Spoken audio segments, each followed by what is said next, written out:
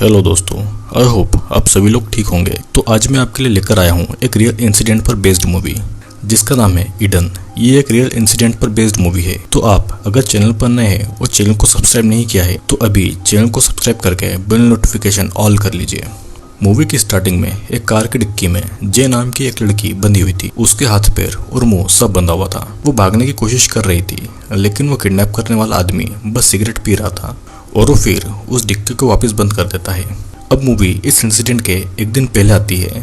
ये बात 1994 की है, जहाँ पर जे नाम की एक टीनेज लड़की थी जो अपने फैमिली के रेस्टोरेंट पर काम करती थी और वो चोरी छुपे अपनी फ्रेंड एबी के साथ में सिगरेट पिया करती थी। यह एबी उसे शाम को अब बार में चलने को कहती है और उसके पास बार में जाने के लिए एक फेक आईडी कार्ड भी था क्योंकि जे अभी भी 18 साल की नहीं हुई थी। जे के पिता को पता था कि वो सिगरेट पीती है लेकिन वो उसकी मॉम को नहीं बताते और ये उन दोनों के बीच एक स्वीट सा रिलेशन शो करता है। फिर उसके पिताजी उसे एक रिंग देते हैं जो कि उनकी पुरखों की निशानी थी।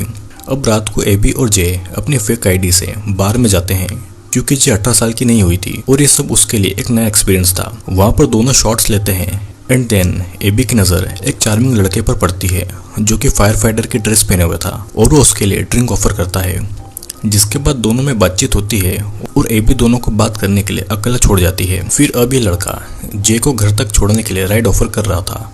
दोनों कार से जे के घर की ओर जाते हैं लेकिन जे के घर पहुंचने से पहले ही ये लड़का गाड़ी को बीच में रोक देता है और वो जे को किस करने लगता है। जे को ये पसंद नहीं आता और ये फायर फाइटर उस कार से उतरकर पीछे वाली कार में बैठे किसी आदमी से बात करने के लिए जाता है जो कि जे को बड़ा अजीब लगता है और वो देखती है कि जिस कार में वो बैठी है उसमें उस लड़के की बहुत सारी यूनिफॉर्म है जो कि नकली है और वो भागने की कोशिश करती है एंड देन जल्दी ही वो आदमी उसे पकड़ लेता है और अचानक सब ब्लैंक हो जाता है। सीन कट होके एक पुलिस ऑफिसर बॉब पर आता है जो कि किसी फार्म में जा रहा था। वहाँ पर दो ऑफिसर पहले ही थे और उन्हें एक लड़की की डेड बॉडी मिली थी। उस लड़की के पैर में एक ट्रैकर भी था और पुलिस इन्वेस्टिगेशन आगे नहीं बढ़ पाए इसलिए बॉब वहाँ मौजूद दोनों को मार डालता है। सीन फिर से जे पर आता है जो कि अब एक ट्रक में बैठी हुई थी और वहाँ पर और भी कई सारी लड़कियां थीं। उसे नहीं पता था कि उसके साथ क्या होने वाला है। ट्रक एक जगह आकर रुकता है जहाँ एक आदमी उसे खींचकर बाहर निकलता है। वो अब एक ऑपरेशन थिएटर में थी जहाँ पर एक बूढ़ी नर्स आती है जो कि जे को एक इंजेक्शन लगाती है और जे बस डर के मारे चिल्ला रही थी।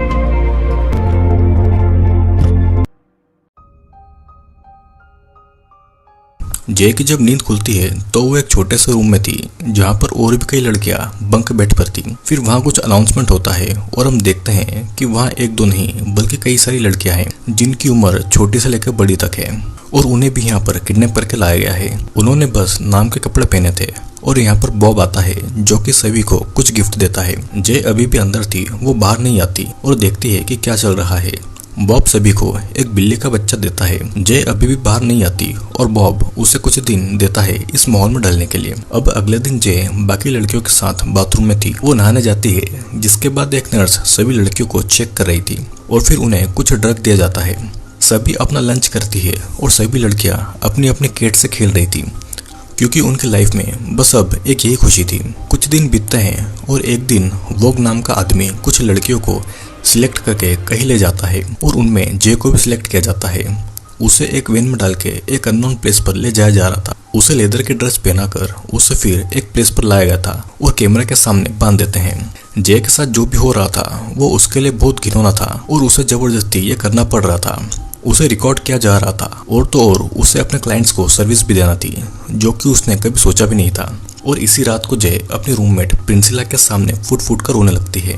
अब कुछ दिनों के बाद वाग उसे अकेले ही अपनी जॉब के लिए ले जा रहा था और उसके क्लाइंट ने जे को स्कूल गर्ल के कपड़ों में बुलाया था। उसके क्लाइंट का नाम जॉन था। वो शादीशुदा था और उसकी बच्ची भी जे की उम्र की ही थी। जे को जॉन के पास अकेला छोड़ के वाग बाथरूम में जाकर ड्रग्स ले रहा था। तभी उसे वहां पर चिल्लाने की आवाज आती है। वो देखता है कि जॉन जमीन पर पड़ा है और जे उसे चोट पहुंचाकर भाग गई थी। जे ने जॉन के प्राइवेट पार्ट को काट लिया था और उसका मुंह पूरा खून से लाल हो रहा था। उसके कपड़े पूरे खुले हुए थे और वो भाग रही थी लेकिन वॉग उसे पकड़ लेता है।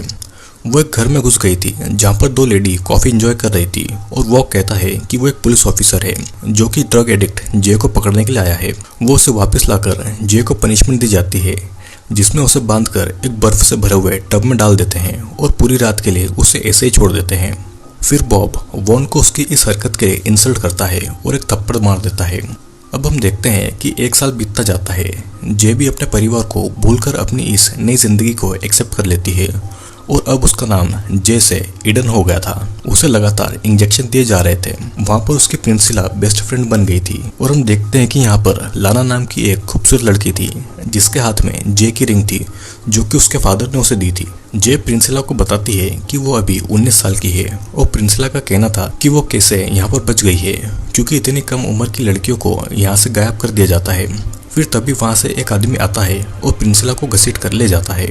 शाम के समय देखते हैं कि जे यानी कि एडन को फिर से अपने क्लाइंट्स को फिर से सेटिस्फाई करने के लिए भेजा जाता है, लेकिन इस बार ये पार्टी बहुत बड़ी थी।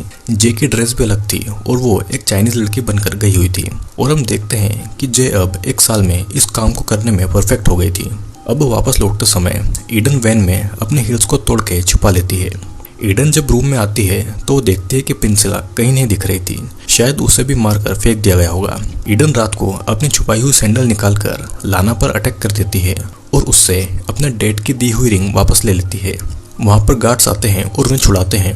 फिर वॉन ईडन को खींचकर दूसरे कमरे में ले जाता है और वो ईडन से इम्प्रेस हो गया था। वो उसे पनिशमेंट के रूप में ईडन को अपनी रिंग निकलने के लिए बोलता है और ठीक ईडन को मजबूरी में ऐसा करना पड़ता है। वॉक को लग रहा था कि ईडन अपनी एज से ज़्यादा स्ट्रॉन्ग है और ईडन उसकी सिंपैथी के लिए रोने लगती है और कहती है कि बाकी की लड़कियां वॉक के पीठ पीछे उसे कुछ भी बोलती है कि वो बस यहाँ का एक नौकर है। ईडन उसे फंसाना चाह रही थी लेकिन वो नहीं फंसता। अब कुछ दिनों के बाद ईडन को बाकी लड़कियों के साथ एक पार्टी में ले जाया जाता है जहाँ पर उन्हें सर्विस देना थी। पार्टी खत्म होने के बाद वॉन होस्ट से पेमेंट मांगता है और वो होस्ट उसे कुछ पैसे काटने को कहता है। दोनों में कहासुनी होती है और वॉग अपनी गन से उसे डराकर बाकी का पेमेंट ले लेता है। रात के समय ईडन टॉयलेट जाती है जहाँ से वो अपनी रिंग को निकालती है जो कि वॉग के कहने पर उसने निकल ली थी, जिसे धोकर वो वापस पहन लेती है क्योंकि इसी से उसे अपनी पुरानी लाइफ और पेरेंट के बारे में पता था। धीरे धीरे ईडन के लिए सब कुछ बदल रहा था। वॉग उसे क्लाइंट के पास न भेजकर खुद अपने घर ले जाता था जहाँ पर वो उससे सफाई करवाता है। उसे वॉन के बचपन की फोटो मिलती है और साथ में वो आदमी भी था जिसने ईडन यानी कि जे को फंसाया था। जहाँ पर सभी गर्ल्स को रखा गया था वो एक बड़ा सा वेयर हाउस था और वहाँ पर उनसे प्रोस्टिट्यूशन का काम करवाया जाता था। लाना को कस्टमर के कॉल्स अटेंड करने की जॉब मिली थी, लेकिन वॉग अब ईडन को वो काम दे देता है जिससे कि लाना गुस्सा होती है और सब समझ रहे थे कि वॉग ईडन के करीब आ रहा है। ईडन अपना काम बहुत अच्छे से करती है ताकि वो उसका विश्वास जीत सके। और इधर हम देखते हैं कि बॉब एक सेमिनार में है और वो ह्यूमन ट्रैफिकिंग और ड्रग के ऊपर स्पीच दे रहा है, जिसके बाद में एक ऑफिसर उसे मिलता है जो कि ह्यूमन ट्रैफिकिंग पर ही काम कर रहा था। वो बॉब से उस केस के बारे में पूछता है जब द पुलिस ऑफिसर को मार दिया गया था, जो कि असल में बॉब नहीं किया था।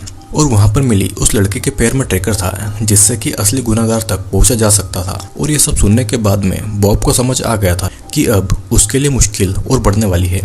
यहाँ पर वॉग ईडन को अपने साथ कहीं ले जाता है जहाँ पर बॉब उसका इंतजार कर रहा था। वॉग की वैन में से 2 लाशें भी थी जिन्हें वो ठिकाने लगाने के लिए लाया था और इनमें से एक लाना की लाश थी। वो उसे बीच लेक में लाकर पानी में डाल देते हैं और एक बार फिर बॉब वॉग की इंसल्ट करता है, जिससे गुस्से में आकर वॉग बॉब को पीछे से अटैक करता है और मार डालता है और बॉब की भी डेड बॉडी को ठिकाने लगा देता है।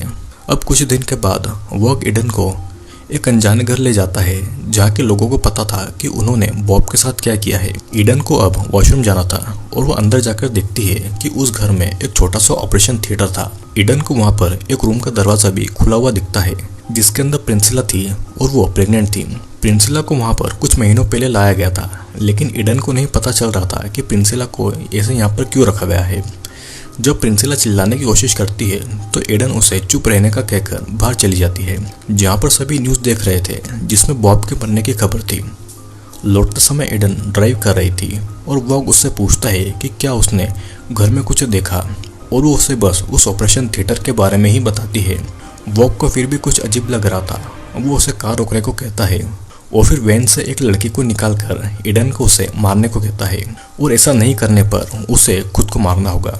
ईडन के पास कोई और रास्ता नहीं था और इसीलिए वो ट्रिगर दबा देती है, लेकिन असल में उस गन में बुलेट्स ही नहीं थी। वॉग बस ईडन के भरोसे की जांच कर रहा था। बॉब को मारने के बाद में सब कुछ बदल गया था उस वेयरहाउस का ध्यान अब वॉग रखता था और वो अपने गार्ड्स को पनिशमेंट दे देता था। वॉग उस वेयरहाउस को कहीं और शिफ्ट कर रहा था क्योंकि पुलिस अब उन तक पहुंच सकती थी। इधर ईडन नर्स के पास जाती है जो कि उसे एक स्टोरेज हाउस पर ले जाती है जहां पर लड़कियों के पुराने सामान थे। फिर सभी गर्ल्स को ट्रक में भर के कहीं ले जाया जा रहा था, लेकिन इस ट्रक में ईडन नहीं थी। वॉग कहता है कि ईडन बहुत लकी है क्योंकि वो उन लड़कियों के साथ नहीं जा रही है बल्कि वो वॉग के साथ है। वॉग ट्रक से ये सेलिब्रेट करना चाहता था, लेकिन पहले वो बाथरूम जाता है और यही मौका था ईडन का कुछ कर देने का। वॉग जब बाथरूम में था तो ईडन किचन से कीड़े मारने का स्प्रे लाकर उसे वॉग के ड्रग वाले पाइप में स्प्रे कर देती है और उसे पीने के बाद में वॉग बेहोश हो गया था। फिर ईडन अपने पैर का ट्रैकर काटती है और वॉग का केस लेकर वहाँ से कुछ इंजेक्शन को ले लेती है और वॉग की गाड़ी लेकर वो वहाँ से भाग जाती है।